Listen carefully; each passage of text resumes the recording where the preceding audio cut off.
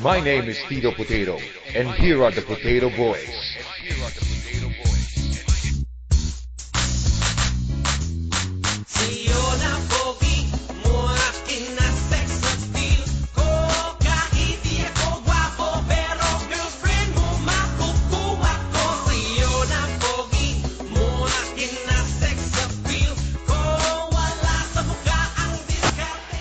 And this is the Tito Potato Show.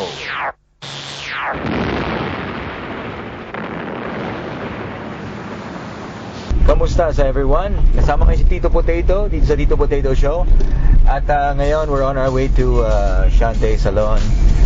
Nakataxi tayo ngayon. So pupunta kami sa Shante Salon para interviewin si Shante. Pero in the meantime, nandito tayo sa loob ng taxi ni Manong. Manong, ano pangalan mo? Julius Camarines, sir. Julius Camarines. Camarines. Taga saan po kayo? Caloocan, sir. Sa Caloocan? Saka sa Caloocan? 11th Avenue. Gano'ng katagal ka na nagta-taxi? Wala na, sir. 8 years. Tama lang ba yung kinikita mo sa pagta-taxi? Nung una, sir, noong mga 2000, tamang-tama kayo. Ulat tayo kasi Lakas ang taas ng gasolina. mas gasolina. Yung kaunting kita namin. Dati, yung kumikita kami ng 500. Sa akin ngayon, wala. Mga 20. Pero sa ngayon, Manong, ano ba pinagkakakitaan mo bukod sa pagkita? Kita sila talaga. 24 hours ka ba? Araw-araw. 12 araw-araw. 12 oras. Hindi ka ba napapagod nun? Nakakapagod, sir. Siyempre, maghapon ka ba namang umiigot sa dito ng Ilan ang anak mo? tatlo. 3 anak mo, lahat nag-aaral. Oo. Grade 6 yung panganay ko, tapos yung isa, yung bunso nursery. Ano ginagawa mo, Manong, para Manong Julius, ano? Paano anong ginagawa mo para malibang ka sa... Kasi syempre traffic, araw-araw ito na ginagawa mo, nakaupo ka, ito taxi ka, ganyan, tapos pasahero, pasok, labas. Anong ginagawa mo para maaliw ka naman? Sa pamamagitan ng pakikinig ng radyo sa balita. Ganun. FM, AM, gano'n. Malipat-lipat. Dapat pag FM, makinig ka sa programa ko, ha? Tito Potato sa YesFM. Pero alam mo, Manong, pag nagta-taxi ka, syempre 8 years na yun, ano? Ibig sabihin, nag-enjoy ka sa pagta-taxi kahit na paano, no? Oo, kasi dito, hawak namin yung oras namin kung kami hawak. Oo. Nasakyan kami yung kailan namin gusto mo eh. Pag kami kumikita na. Nagkaroon ka na ba ng oras, Manong, sabi nila ang mga drivers daw si vlogger, di ba? Dumating na ba ang oras na may naging pasahero ka, magandang babae, tapos biglang meron sa yung parang kinausap ka na parang nagsabi na, you know, alam mo na, may mga proposal na gano'n, di ba? Nangyari na ba yan? Meron din. Meron na. Napagbigyan na ba? Pera yung pinag-uusapan din yun. Ay, gano'n ba? Umuupo sila, tapos sasabihin sa'yo, kung gusto mo, gano'n. Magaganda naman ba?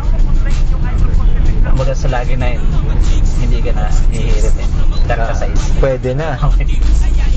Pambira, no? Talaga sabi nga na, tama nga pala sinasabi na pagka driver suite vlogger, kaya nagugustuhan, inuupuan ng pasaherong gano'n, ano? Pero, meron ka na bang na-experience, Manong, na sobrang sungit nung pasahero mo na? Ayun. Marami. Anong pinaka-grabe naaalala mo? Sa pagta-taxi mo, pinakamaganda man yan o pinakamasama? Anong pinaka-naaalala mo sa buong pagta-taxi mo? Anong hindi mo malimutan pala?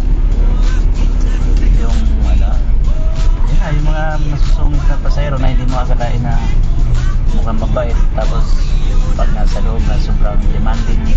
Ganon? Alam mo, kasi yung aircon, ganito, Tapos pag pamaneho mo, pinakikilaman. Oo. Sus, Marioso ka, no? Kasi mga nagmamadali, kulang na lang. Pali-pali mo na yung sakyan mo. Oo. Pero ilang beses ka, nagkaroon na ba ng pagkakataon na hold up ka? Wala pa. Pero madalas sa mga kaibigan mo, narinig mo Oo, ganyan, di ba? yung kumpare ko. Oo. Pero sa 8 years, hindi ka ba nakatingin na yun? May maganda May, yan. may mga talagang may nag-attempt. Kaya lang, yung kutob. Alam mo na kagad? Oo. Anong ginawa mo? Pinababa ko na. Pinababa ko sa maraming tao. Wala siyang magawa. Oo, wala siyang magawa eh. mahirap pababae sa wala eh. Oo, dahil ba pwede kang tirahin, no? Sa ano mo naman, sa bahay ninyo, pag uwi mo, hindi ba nagsiselo si Miss? Baka iniisip niya na, ano, dahil syempre, 12 oras ka eh, nakawala. Oo, dati gano'n nga, pero ngayon, okay. Eh, bata pa ako yata kayo. Ilan taon na ba kayo? O, 33, bata pa. Pero, bukod sa, kung hindi ka nagta-taxi ngayon, ano sana ang gusto mong gawin? Dati pangarap ko talaga maging seaman eh. Kasi lumaki kami pinalaki kami ng tatay natin sa dagat, yung may isla. Eh, alam mo naman ang buhay sa probinsya. Oo, yun. Pag wala nang kinikita, tama lang sa pagkain. Kaya nung nakagraduate ako ng high school, hindi na ako nakapag-aral. Ano ba? Pero buti naman at marangal tong pinasok mo trabaho, di ba? Kahit medyo mahirap ang buhay, ganun talaga. Basta't marangal. Basta masarap ang pinapakain ng mga anak ng ganun, ano? Galing sa Meron ka bang mensahe sa mga natin, sa mga manonood? ano lang, yung mga sana yung mga taxi driver, huwag nyo naman masyadong sungitan. Dahil naghahanap din lang kami ng Pagkakita. marangal na nabubuhay sa aming pamilya. Minsan kung nangihiman kami ng sobra, ng tips, siyempre, Lambing lang yun, kumbaga. lambing lang yun. At saka gusto din namin madagdagan yung konti kinikita namin. Yun. Tsaka pag namimili naman ng sakay, Yung namimili, sir, ano yan eh. Ako Depende. namimili, tulad din yan, di ba? Nag-ano ko sa inyo papunta rin. Dahil inaano ko nga yung ulan.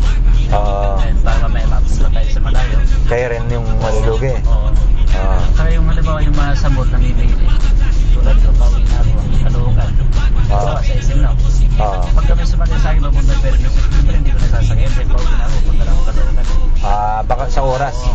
Yung sasakay ko, yung on the way na, di ba, pupunta Muñoz, gano'n, Kaingin, Sangandaan, Caloocan, Malabon. Pwede na yung gano'n. Pero yung mga pambalik, papuntang Makati, Pasay, siyempre mapapalayo na kami sa Garbar namin. Kailangan yung oras namin, doon talaga kami. Oo.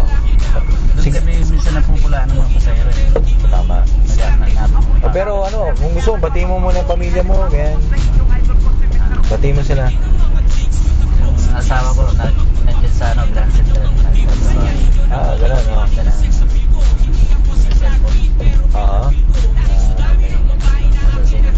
Second floor. Ano pangalan niya? Leslie. Okay. Yung mga anak mo? Sa bahay niya. Ano pangalan nila? Christine, Anilin, saka Tim sa Everton. Pangalan yung mga dalawang babae? Oo, yung Christina. May kasabihan nga naman tayo, di ba? Na kapag babae ang mga anak. Talaga. Pambayad na. Hindi, maraming salamat sa iyo, Julius, ha? At nakasama ka namin dito sa aming show, sa Tito Potato Show. Maraming salamat. Kamusta sa everyone? Welcome to the Tito Potato Show.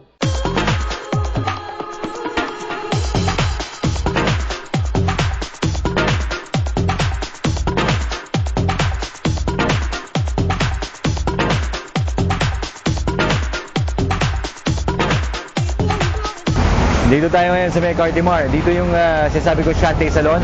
Papagupit muna akong buhok. Tingnan natin. Tara.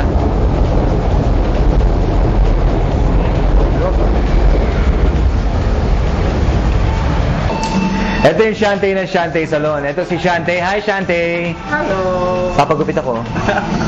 Ano bang ino-offer dito sa Shante Salon? Marami. Paano ba sinimulan itong salon mo? Actually, naghirapan ko kaya muna. Bago ako nakapag-put up ng ganito, with the help of course of my sister. Yun sa sister mo, yes. Tapos, nang na-materialize na yung kailangan namin, start kami. Pero anong ino-offer niyo dito? We have everything. Kaya Manicure, pedicure, first go kit, hair spa. Beer. What else? Ha? Beer? Beer? Beer lang. Marami kami rebonding relax. We have executive relax. Unlike sa ibang salon na ordinary relax, we don't do that kasi andito kami, nagtayo ako actually ng ganito to help, not to destroy the hair. Yun ang motto ng